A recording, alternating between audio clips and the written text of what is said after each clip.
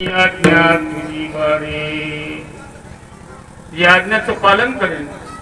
या अवतारामध्ये कृष्ण अवतारामध्ये आता तू वडील. लक्ष्मीला सांगितले, लक्ष्मी तुझा मला कौडण्यापुराच्या ठिकाणी. लक्ष्मीची तेव्हा सांगी ऋषिकेशी कौडण्यापुराशी तुम्ही जावे. कौडण्यापुराच्या ठिकाणी जावा.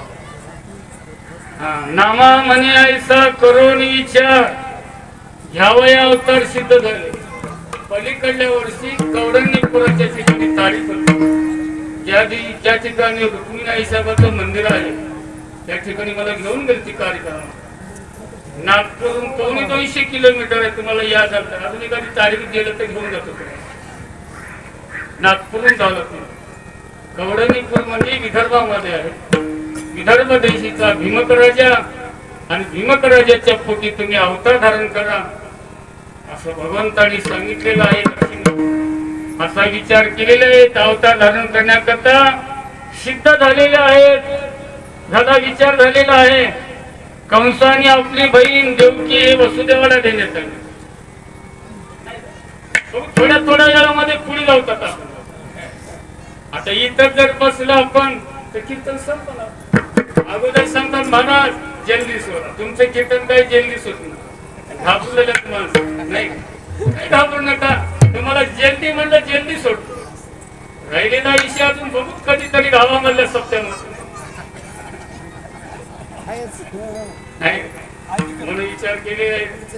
वसुदेवाला घेण्यात आलेले हे लग्न चांगल्या प्रकारे थाटामाटाने कंसाने करीत असताना आकाशवाणी झाली. वाढून अरे कंसा, अरे बहिणीचं लग्न फार मोठ्याने थाटामाटाने करीत. पण हिच्या जो पोटी जो मुलगा जन्माला येणार आहे 8वा मुलगा हे तुला मारणार आहे. लक्षात ठेव. आकाशाची वाणी सांगत असे कंसा आणि माने हा भरवसा बोलण्याचा. माझ्या बोलण्याकडे लक्ष दे. 8वा जो पुत्र वदील तुझशी ऐकून या मानसी क्रोधावला. रागाला महाराज कंसाला. आकाशवाणी प्रभानी केंद्र नांदेड केंद्र हे नाही ते लोकांची आकाशवाणी झाली. बरोबर लगेच शस्त्र घेतला त्या कंसाने.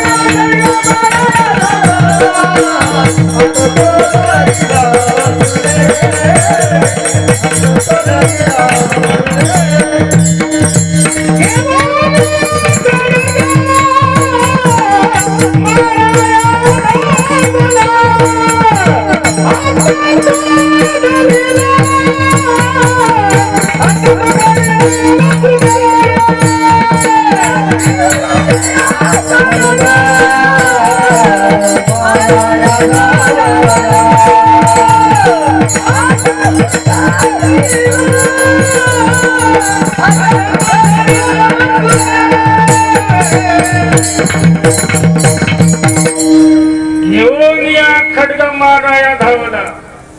हात तो धरिला वासुदेव वसुदेवी.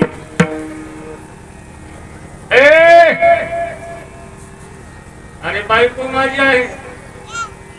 बहीण तुझी जरी असली बायको कोणाची आहे? माझी. लग्न लागलेलं आहे आणि माझ्या बायकोला मी मारतोय का? बायकोचा सांभाळ तुमच्याने करणं होत असेल तर बायको करून घ्या, नाही ते घेऊन नका. बायकोला एकदम दुसऱ्याने मारलं तर तुम्ही गबसलं तर काय तुमच्या किंमत आहे का? बायकोला पोसणं होत असेल, कपडे घेणं होत असेल, तर चांगले ठेवीत असताल तरच बायको करून घ्या, नाही तर बायको करून घेऊ नका. हात तो धरीला वासुदेव. अरे बायको माझी आहे.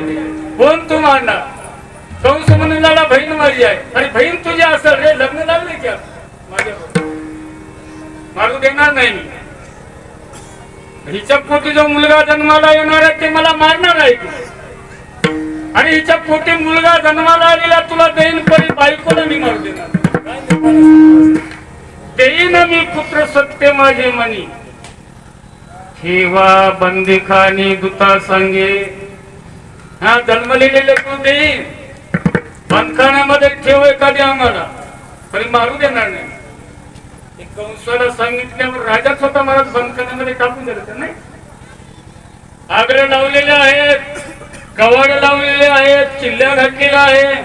वसुदेवाला आणि देवकीला आतमध्ये राजवाड्यामध्ये कबाड्यामध्ये ठेवलं मार. विचारितच होता आमची बहीण देवकी काही गरोदर वगैरे आहे का म्हणायचं. पहिला मुलगा मला बस हा गरोदर झाली देवकी. पहिला मुलगा जन्माला आला, जाऊन सांगितलं काय नाही, काय नेम होता, काय इमानदार माणसं होती महाराज. बोललेल्या वचनाचं पालन करीत होते ते, वचनानं मोडी बोलिले. कंसाला जाऊन सांगितल्यावर कंस धावत आला. लेकराला बघितल्यावर अरे अरे कितीतरी सुंदर लेकरू आहे.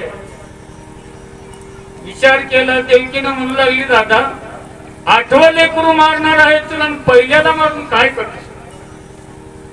हे बी खरंच आहे म्हणला. आणि त्यात आपल्या बहिणीच्या पुढे त्या लेकराला बहिणीला दिला.